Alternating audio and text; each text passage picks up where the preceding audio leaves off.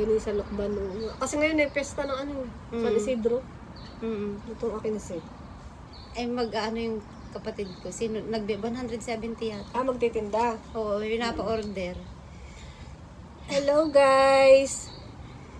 Nandito na naman ako kay Hana. Nagmamaritesa na naman kami.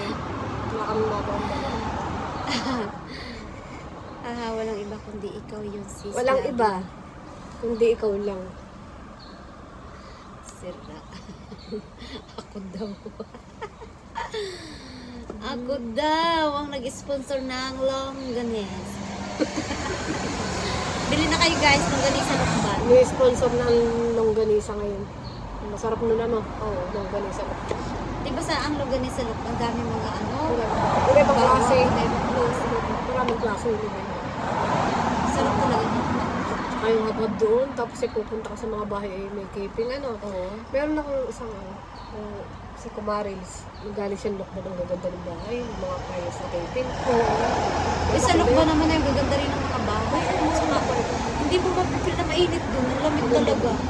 Tapos ang kanal, ang parating dito na ang Maganda tubig din. ay ang linis-linis. Maganda rin sa Lokban.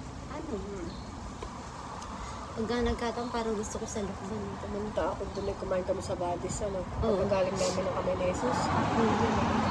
Masarap kumain doon ah. Sa Badis. Maganda na sa Lokban ngayon. City na kasi. Oo. Makikita ka ni boss. Pahikab-hikab ka na naman. Lagi pong antok yung kasama ko. Alam ba kanina, di ba nag-aaya si Honey Jen? Sabi ko ano, alam ko inaantok. Sige na, biglaan. Biglaan tapos ay cancel. Ako pa naman naligo-ligo. Abay ko papunta kami sa Pushiki ay naaya. Kasama. Hindi rin natuloy at bukas daw ay may ano sila. Cancel ang lakad, kaya dito ang pinatakad. Bali, ito mo plano yaba. Bansel, mga... Inaaya nga ako ni, di ba, ni Raisa. Mm-mm. Pagod talaga ako.